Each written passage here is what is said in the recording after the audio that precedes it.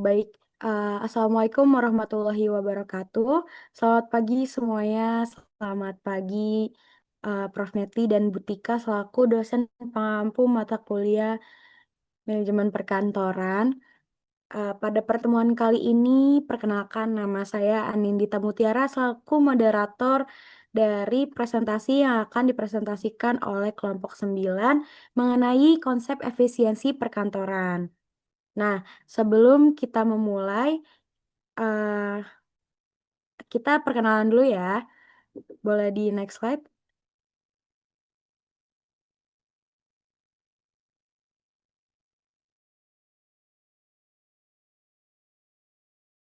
Nah, yang pertama di sini ada Afan Muzaki. Boleh saya hai, Afan? Halo teman-teman semuanya. Terus selanjutnya ada Widya Murti. Boleh saya hai, Widya? Halo teman-teman semua. Oke, dan yang terakhir ada Viola Anggraini. Boleh saya hai, Viola? Selamat pagi, Pak Meti dan juga teman-teman. Oke, sebelum kita mulai, aku mau nanya dulu nih dari teman-teman kelompok 9. Gimana nih kabarnya teman-teman pada pagi hari ini? Alhamdulillah nih teman-teman pada sehat semua ya kayaknya. Kalau dari Viola gimana, Vi? Sama Ava nih gimana? Kalau dari saya sendiri sih, alhamdulillah sehat-sehat hari ini. Nggak ada halangan sedikit pun. Baik-baik Ah, aja. Udah dari saya. ah. Oke, berarti Alhamdulillah baik semua ya kabarnya. Udah siap ya untuk melakukan presentasi pada pagi hari ini?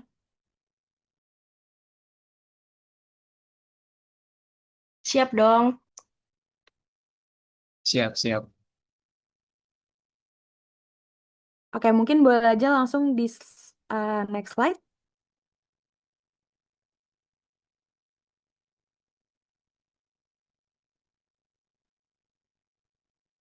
Oke, dan untuk pemaparan materi yang pertama akan ada presentasi mengenai pengertian tujuan dan asas-asas dari efisiensi perkantoran yang akan dijelaskan oleh Widya Murti. Kepada Widya dipersilakan. Baik, terima kasih Anin buat baik, pertama ada pengertian efisiensi perkantoran.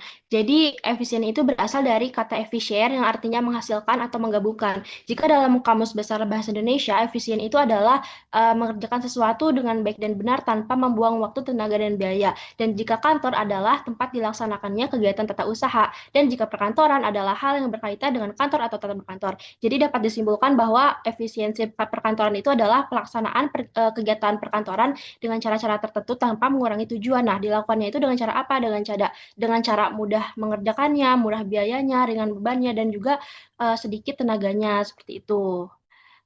Baik, selanjutnya ada tujuan dari efisiensi perkantoran. Nah, jadi itu adalah tujuan untuk memanfaatkan sumber daya kantor seperti pegawai, peralatan, dan anggaran secara optimal agar tidak ada yang terbuka. Jadi dengan visi itu pekerjaan dapat diselesaikan tepat waktu, hasilnya memuaskan, dan serta tenaga yang dikeluarkan tetap efisien. Selain itu, efisien juga dapat menciptakan lingkungan kerja yang teratur dan nyaman. Serta secara keseluruhan, efisiensi itu sangat penting agar tujuan organisasi tercapai lebih cepat dan kualitas pelayanan tetap terjaga seperti itu.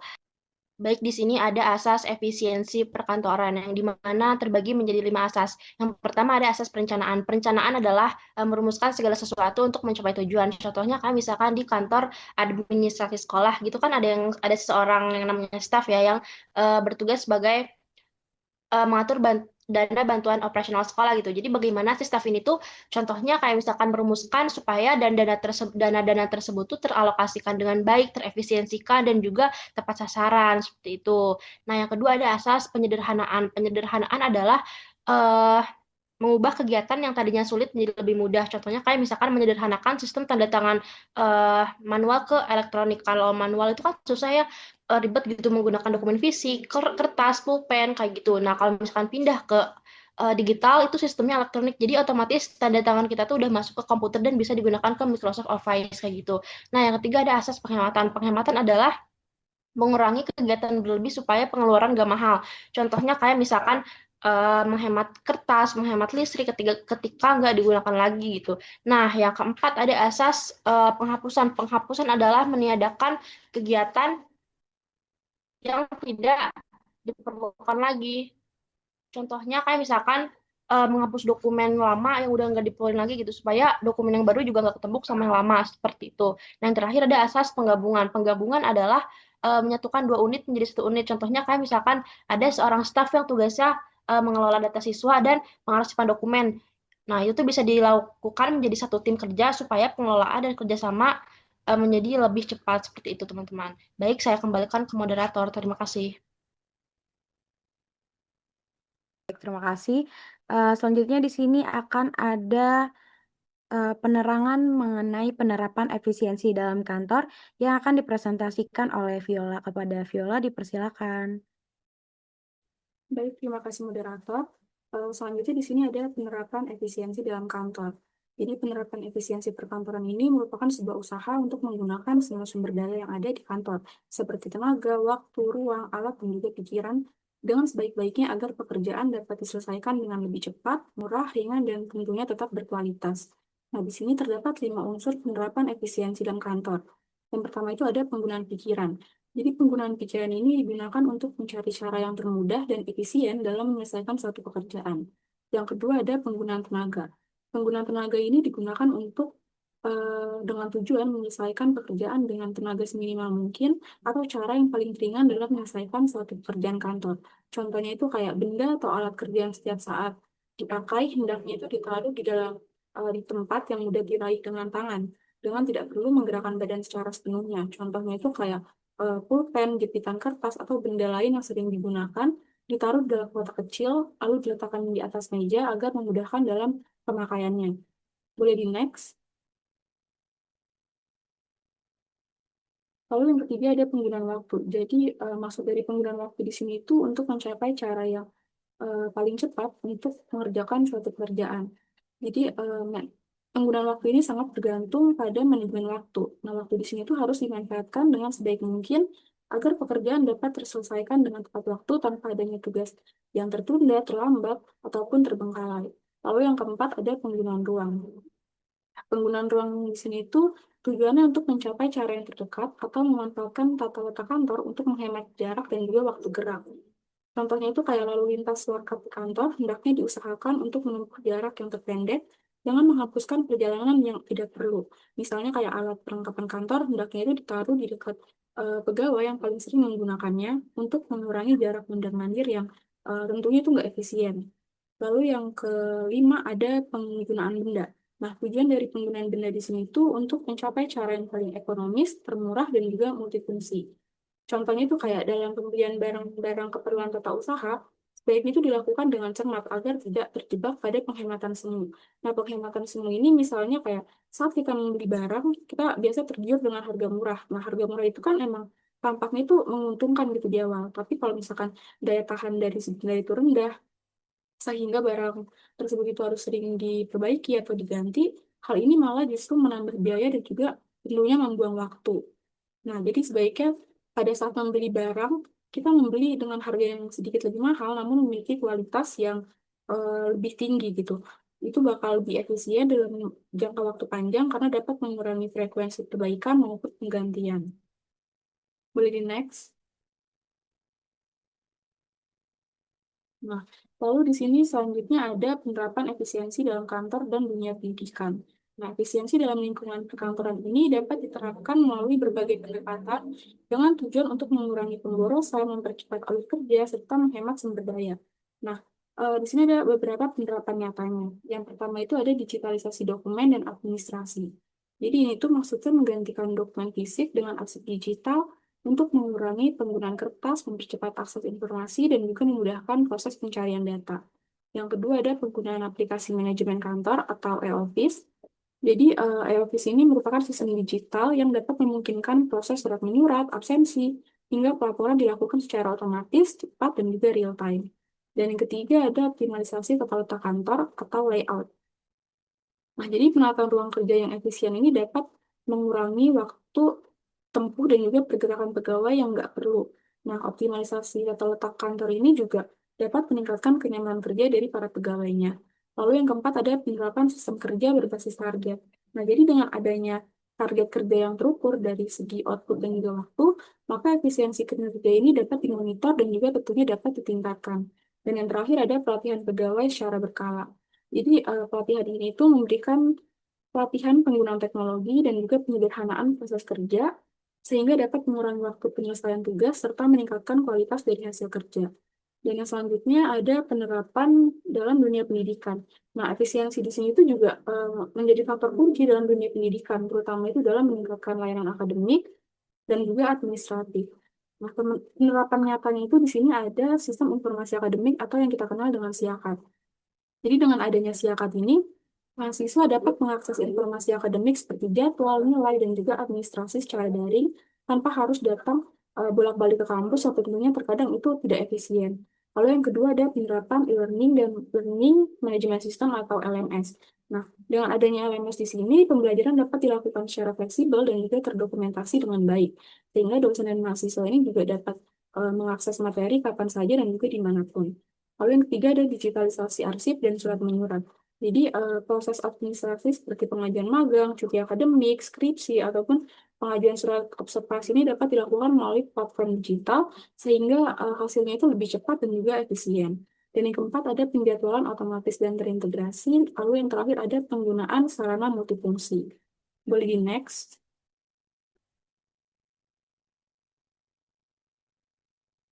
Nah, lalu di sini ada manfaat dari efisiensi. Jadi, manfaat efisiensi itu yang pertama ada mencapai suatu hasil atau tujuan yang sesuai dengan apa yang diharapkan. Nah, efisiensi di sini itu dapat memungkinkan organisasi untuk menyelesaikan pekerjaan dengan cara yang paling tepat dan juga hemat tanpa mengurangi kualitas. Lalu hasil kerjanya juga eh, bisa jadi lebih terukur dan juga sesuai dengan target yang telah ditetapkan. Lalu yang kedua, meningkatkan kualitas layanan. Jadi dengan adanya efisiensi di sini dapat memberikan hasil kerja yang efisien, pelayanan yang cepat terhadap pelanggan, lalu juga eh, komunikasi antara pihak internal dan juga eksternal jadi lebih cepat, responsif, dan juga profesional. Dan ini tuh dapat mengurangi waktu tunggu, terus kesalahannya juga dapat berkurang, dan tentunya kepuasan dari pelanggan akan meningkat. Lalu yang ketiga, mengurangi dan menghemat penggunaan sumber daya dalam melakukan kegiatan. Jadi efisiensi di sini dapat membantu menghemat penggunaan tenaga, waktu, bahan, serta biaya operasional. Contohnya kayak dari digitalisasi dokumen itu kan dapat mengurangi kebutuhan akan kertas dan juga alat tulis. Lalu yang keempat, mendukung pengambilan keputusan yang tepat. Nah, jadi informasi yang diperoleh dari sistem kerja yang efisien itu kan cenderung lebih akurat dan juga cepat diperoleh. Nah, ini itu dapat membantu manajer atau pimpinan dalam mengambil keputusan yang strategis dan juga minim resiko. Lalu yang kelima, mengoptimalkan penggunaan sumber daya yang dimiliki sehingga tidak ada yang terbuang percuma. Dan yang keenam, meningkatkan kinerja satuan unit kerja sehingga output yang diharapkan semakin optimal. Jadi dengan sistem kerja yang tertata dan juga waktu kerja yang lebih terstruktur, maka kinerja tiap individu maupun tim dapat menjadi lebih produktif. Lalu hasil kerjanya juga dapat menjadi lebih optimal. Dan yang ketujuh, menciptakan lingkungan kerja yang lebih baik. Jadi efisiensi ini dapat menciptakan suasana kerja yang lebih nyaman karena beban kerjanya ini tertata, terus nggak ada pekerjaan yang tumpang tindih antara yang satu dengan yang lainnya, dan juga alur kerjanya jadi lebih jelas. Nah, ini itu bisa mengurangi stres dan juga meningkatkan motivasi kerja. Dan yang terakhir ada mengoptimalkan keuntungan atau laba yang mungkin didapatkan. Jadi biaya produksi atau operasional yang lebih kecil akibat efisiensi di sini dapat meningkatkan margin keuntungan, misalnya kayak pengurangan pemakaian listrik dan juga alat tulis, karena semua sistemnya sudah digital. Jadi kesimpulan itu efisiensi di sini bukan hanya soal hemat biaya, tapi juga gimana organisasi bekerja lebih cerdas, cepat, dan juga tentunya berkualitas tinggi. Dengan efisiensi, maka semua aspek kerja dari pelayanan, pengambilan keputusan, hingga hasil akhirnya itu dapat jadi lebih optimal dan juga menguntungkan. Boleh di next slide. Baik, saya kembalikan ke moderator.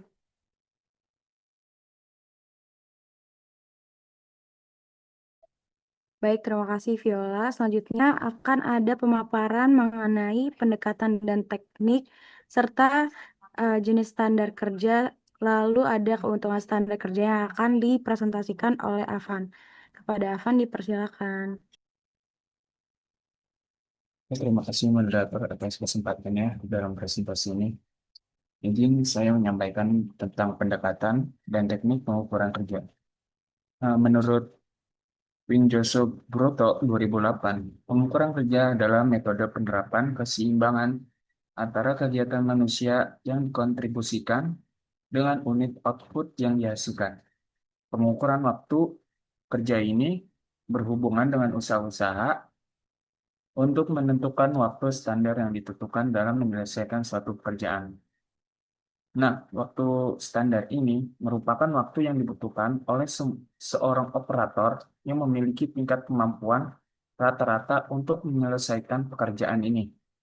Nah, pendekatan dan teknik pengukuran kerja ini dalam manajemen kantor menurut Cahaniago 2013 meliputi beberapa metode yang dapat digunakan untuk menilai kinerja pegawai dan efisiensi kerja. Di antaranya ada pencatatan historis, menggunakan data dari pencatatan yang ada sebelumnya untuk mengukur kinerja baik berdasarkan waktu, jumlah halaman, baris, maupun orang yang dilayani. Nah, di sini juga ada keuntungan dalam pencatatan historis. Yang pertama ada sederhana, mudah, dan murah untuk digunakan. Nah, di sini juga ada kesulitan dalam melakukan teknik ini. Yang pertama ada memungkinkan pegawai untuk menggunakan standar tidak akurat. Yang kedua ada standar yang dikembangkan oleh teknik ini dipengaruhi oleh perubahan dalam proses pekerjaan. Selanjutnya ada work sampling. Menurut Iftikar 2012, sampel kerja adalah suatu teknik untuk mengadakan sejumlah besar pengamatan terhadap aktivitas kerja dari kantoran. Pengukuran kerja ini diklasifikasi sebagai pengukuran kerja langsung karena kegiatan pengukuran harus dilakukan secara langsung di tempat kerja yang akan diteliti. Nah, teknik pengukuran dengan mengambil sampel pekerjaan secara acak dan mengelolanya. Keuntungan dalam teknik ini ada 3, yaitu ada hasil sangat akurat secara statistik. Yang kedua, ada sederhana dalam analisis. Yang ketiga, dan cepat dikumpulkan. Nah, selain ada keuntungan, di sini juga ada kerugian dalam teknik work sampling, yaitu ada beberapa pegawai mempunyai kecenderungan untuk menampilkan secara beda jika mereka tahu bahwa mereka sedang diobservasi. Yang kedua, ada aktivitas yang terdiri atas banyak prosedur yang tidak cocok sebagai work sampling. Nah, selanjutnya yang ketiga yaitu ada pengukuran dengan stopwatch time study. Menurut Ramadan 2008, pengukuran kerja dengan jam henti stop time study diperkenalkan pertama kali oleh Eric Taylor sekitar abad ke-19. Metode ini baik untuk diaplikasikan pada pekerjaan-pekerjaan yang bersifat singkat dan berulang. Dari hasil pengukuran yang akan diperoleh dalam waktu standar untuk menyelesaikan sebuah siklus pekerjaan yang nantinya akan digunakan sebagai waktu standar untuk menyelesaikan suatu pekerjaan.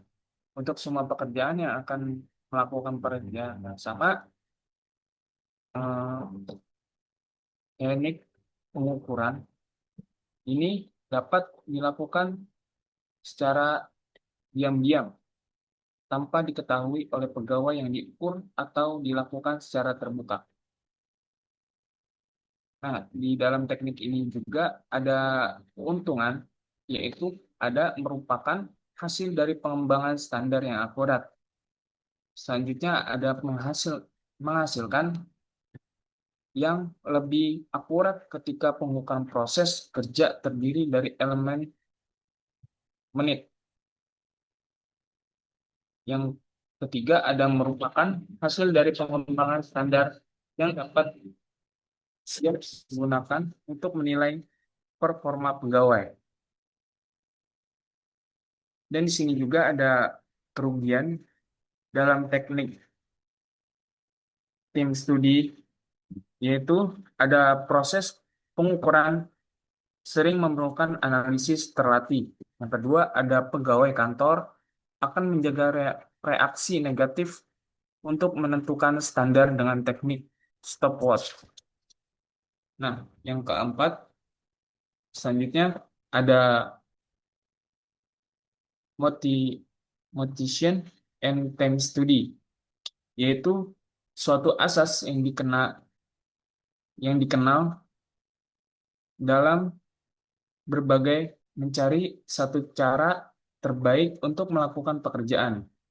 Money study ini digunakan terutama untuk memperbaiki metode kerja, sedangkan time study digunakan untuk menentukan standar dari aktivitas motion study. Motion study ini menjadi teknik yang mahal, namun memiliki beberapa keunggulan di antaranya sangat akurat. Yang kedua ada cocok untuk menganalisa banyaknya elemen dari proses kerja. Nah, yang terakhir ada dapat digunakan untuk menyederhanakan proses kerja karena gerakan yang disia-siakan akan terlihat bila menggunakan pita rekaman. Selain itu,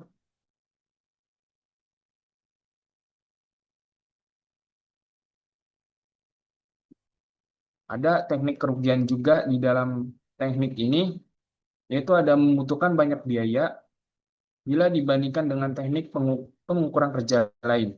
Yang terakhir ada membutuhkan tenaga analisa yang terlatih. Nah, yang terakhir ada studi prosedur.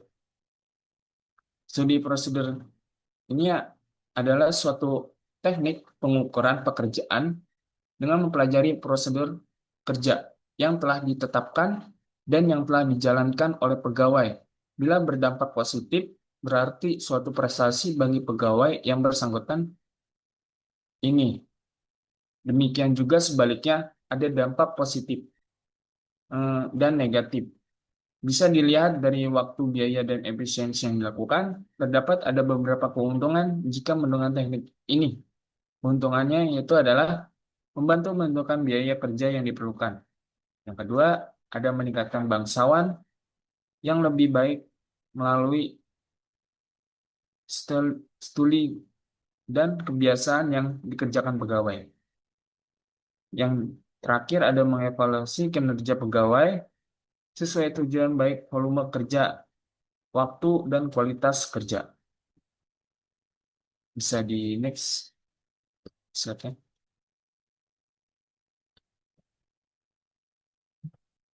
Di sini ada standar kerja kantoran.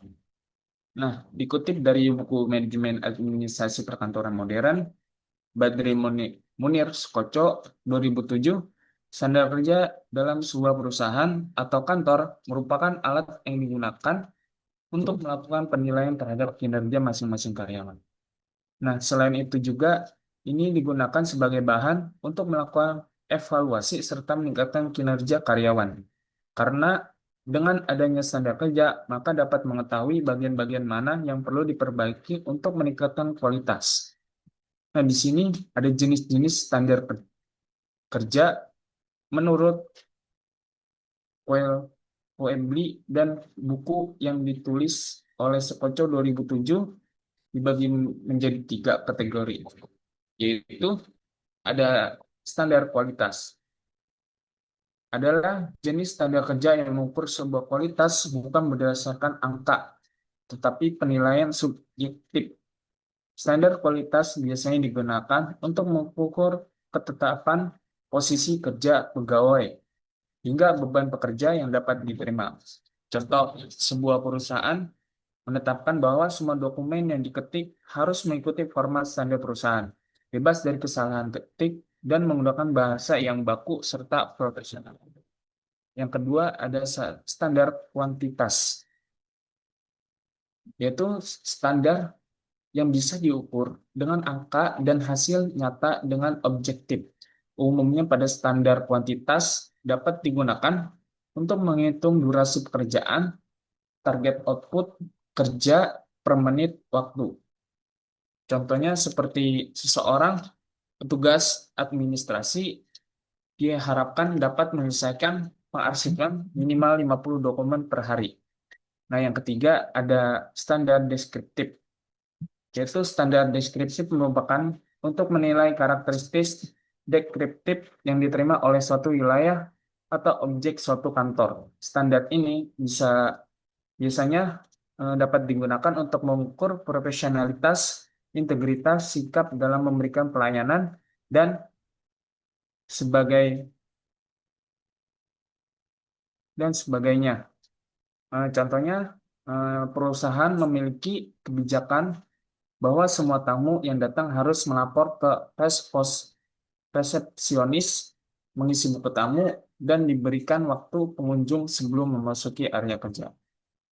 Nah, standar kerja adalah suatu pedoman atau ketentuan yang ditetapkan untuk mengatur cara, waktu, hasil, dan biaya pelaksanaan suatu pekerja agar tercapai efisiensi, efektivitas, secara kualitas kerja yang diharapkan.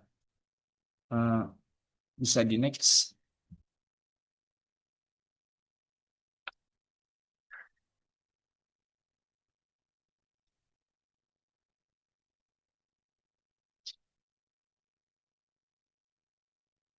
Di sini ada keuntungan kerja, yaitu adalah suatu manfaat untuk keuntungan yang diperoleh dari penerapan pedoman atau kriteria tertentu dalam pelaksanaan pekerjaan di suatu organisasi atau perusahaan.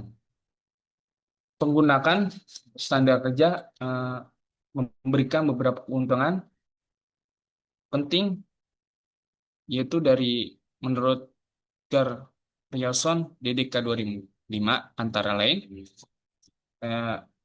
Pertama, ada membantu meningkatkan efisiensi tiap pegawai dalam melakukan pekerjaan. Yang kedua, ada membantu menginformasikan pegawai tentang tingkat output yang diharapkan. Yang ketiga, ada membantu manajer dalam membuat keputusan SDM. Yang keempat, ada memberikan sedikit pengawasan dengan memberikan kemandirian atas proses kerja yang dimungkinkan. Nah, yang terakhir, ada membantu dan meningkatkan moral karyawan dengan membuat karyawan sadar akan apa yang diharapkan dari mereka. Selesai sudah dari presentasi saya kembalikan ke moderator. Oke, baik. Terima kasih Afan atas presentasinya. Selanjutnya kita akan ke materi yang terakhir, yaitu mengenai teknik peningkatan kerja yang akan dipresentasikan oleh Viola. Kepada Viola dipersilakan. Baik, terima kasih moderator. Jadi di sini ada teknik peningkatan kerja menurut pendapat Gomez Meja dan kawan-kawan 2004 dan juga Robbins 2003. Jadi di sini teknik yang pertama ada pembagian kerja. Jadi pembagian kerja ini artinya membagi tugas besar menjadi bagian-bagian yang lebih kecil dan juga spesifik agar pekerjaan dapat diselesaikan dengan lebih cepat dan juga efisien oleh orang yang ahli di bidangnya. Dan itu juga dapat membantu untuk mencegah kelelahan kerja. Lalu teknik yang kedua ada penyederhanaan kerja. Jadi teknik ini itu menghilangkan atau menghapus pekerjaan yang gak perlu supaya waktu dan juga tenaga tidak terbuang sia-sia. Dan yang ketiga ada rotasi kerja. Jadi teknik ini itu memindahkan karyawan dari satu tugas ke tugas lainnya secara berkala. Tujuannya itu untuk mengurangi kejenuhan, meningkatkan keterampilan, dan juga agar si karyawan ini memahami proses kerja dalam suatu organisasi. Dan yang keempat ada peningkatan kerja. Jadi maksud peningkatan kerja ini adalah memberikan pelatihan, alat, atau metode baru kepada karyawan agar kualitas dan juga kuantitas kerjanya dapat meningkat. Nah, teknik ini itu dalam jangka panjang akan memberikan hasil terbaik bagi perusahaan karena memungkinkan pegawai mendapatkan tingkat tanggung jawab dan juga kontrol yang lebih besar atas pekerjaan mereka. Contohnya itu kayak dalam suatu kantor, pegawai diberikan wewenang untuk memimpin proyek kecil agar pegawai ini jadi memiliki rasa tanggung jawab dan juga telah diberikan kepercayaan kepercayaan oleh atasan dan akhirnya si pegawai ini bakal lebih semangat dalam bekerja. Lalu yang kelima ada flex time. Jadi flex time ini itu memberikan fleksibilitas waktu kerja kepada karyawan. Seperti masuk dan juga pulang ini mereka nggak harus di jam tetap selama karyawan ini memenuhi jam kerja yang telah ditentukan. Nah, hal ini itu dapat menciptakan work-life balance atau keseimbangan antara kehidupan pribadi dan juga pekerjaannya. Contohnya kayak pegawai di sini boleh mulai kerja dari pukul 7 atau pukul 9 asal jam kerjanya ini terpenuhi dan juga tugas-tugasnya terselesaikan. Lalu yang keenam ada manajemen by objective atau MBO. Nah, sistem manajemen ini itu di mana atasan dan bawahan sama-sama menetapkan tujuan kerja yang jelas dan juga terukur. Jadi karyawan bekerja sesuai dengan arahan dan juga target yang telah disepakati bersama dengan atasannya sebelumnya. Lalu yang ketujuh ada keamanan kerja. Jadi keamanan kerja di sini itu maksudnya menciptakan lingkungan kerja yang aman secara fisik dan juga psikologisnya, bebas dari bahaya dan juga tekanan, agar karyawan ini dapat merasa nyaman dan juga fokus dalam bekerja. Dan yang ke-8 ada quality circle. Jadi teknik ini itu dilakukan dengan cara kelompok kecil karyawan secara sukarela berkumpul untuk mengidentifikasi, menganalisis, juga menyelesaikan masalah kerja. Tujuannya itu untuk meningkatkan mutu dan juga efisiensi kerja. Dan yang kesembilan ada kualitas masa kerja. Jadi kualitas masa kerja ini artinya menjaga konsistensi kerja karyawan dalam jangka waktu yang panjang, termasuk dengan menjamin kesejahteraan karyawan, karir, dan juga kenyamanan kerjanya. Jadi karyawan yang dihargai ini kan cenderung bakal lebih produktif dan juga semangat dalam bekerja. Contohnya kayak dalam dunia perkantoran. Kantor yang bersih, nyaman, dan juga lingkungannya itu mendukung, suportif gitu bakal mendorong kinerja yang tinggi dari para pekerjanya. Dan contoh dalam dunia pendidikan kayak guru yang merasa dihargai dan juga nyaman di sekolah, dia bakal lebih cenderung sabar dan juga telaten dalam dalam mengajar. Lalu yang ke-10 ada program asistensi karyawan. Nah, program ini itu membantu karyawan untuk menyelesaikan masalah pribadi atau pekerjaannya seperti memberikan konseling, pelatihan, atau bantuan psikologis agar tetap produktif. Dan yang ke-11 ada komunikasi. Nah, jadi dengan menjalin komunikasi terbuka dua arah antara pimpinan dan juga karyawan, ini dapat mencegah kesalahpahaman, membangun kepercayaan, dan juga tentunya dapat memperlancar proses kerja. Contohnya kayak dalam dunia perkantoran. Nih, pemimpin yang terbuka dan juga mendengar kritik dan juga mau mendengar masukan dari staf atau bawahan, kayak gitu contohnya. Lalu yang kedua ada contoh dalam bidang pendidikan. Contohnya itu kayak kepala sekolah rutin mau berdiskusi dengan guru atau bawahannya tanpa ada jarak antar jabatan. Nah, jadi hubungan komunikasi yang lancar antara atasan dan juga bawahan ini dapat membuat suasana kerja jadi lebih kondusif. Lalu yang ke-12 ada intensif dan penghargaan. Nah, teknik ini itu artinya memberikan intensif atau penghargaan kepada karyawan yang berprestasi sebagai bentuk motivasi. Nah, ini itu bisa berupa bonus, promosi kerja, atau pengakuan secara formal. Nah, dalam kantor ini bisa berupa memberi bonus, terus promosi, atau memberikan penghargaan kayak pegawai terbaik bulan ini, kayak gitu. Lalu yang ke-13, menurunkan stres karyawan. Nah, teknik ini itu dilakukan untuk mengidentifikasi penyebab stres kerja dan juga mencarikan solusinya, kayak mengurangi beban kerja karyawan, memberikan cuti, lalu relaksasi, atau menyesuaikan lingkungan kerja agar lebih sehat. Dan yang ke-14 ada manajemen waktu. Jadi dengan manajemen waktu ini melatih karyawan dalam mengatur waktu kerja dengan baik agar tugas ini dapat terselesaikan dengan tepat waktu. Nah, ini itu mencakup prioritas kerja, penjadwalan, dan juga penggunaan waktu secara efisien. Lalu yang terakhir ada total quality management. Nah, ini itu merupakan pendekatan manajemen menyeluruh yang fokus pada kualitas dalam setiap aspek organisasi. Jadi semua karyawan ini dilibatkan untuk terus memperbaiki proses kerja, produk, dan juga pelayanan. Boleh next slide.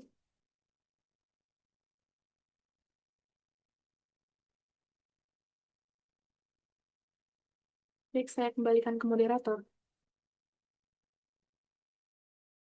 Baik, terima kasih Viola atas presentasinya. Selanjutnya yaitu kita ke sesi terakhir yaitu mengenai kesimpulan dari presentasi ini yang akan saya bacakan. Jadi, efisiensi perkantoran merupakan upaya strategis dalam menjalankan aktivitas kerja secara efektif dengan memanfaatkan sumber daya yang ada seperti tenaga, waktu, biaya, ruang, dan peralatan secara optimal. Nah, efisiensi bukan hanya soal penghematan, tetapi juga bagaimana pekerjaan dapat diselesaikan dengan cara yang lebih cerdas, cepat, dan tepat sasaran. Terus, melalui penerapan asas-asas efisiensi, penggunaan standar kerja, serta teknik pengukuran dan peningkatan kerja, organisasi dapat menciptakan sistem kerja yang produktif, terstruktur, dan juga berkualitas. Nah, nantinya karyawan pun akan terdorong untuk bekerja lebih disiplin, bertanggung jawab, dan berkontribusi secara maksimal dalam mencapai tujuan bersama eh, dalam organisasi tersebut. Dengan efisiensi yang diterapkan secara konsisten, lingkungan kerja akan menjadi lebih nyaman, pelayanan meningkat, dan kinerja organisasi secara keseluruhan akan lebih unggul. Seperti itu, teman-teman.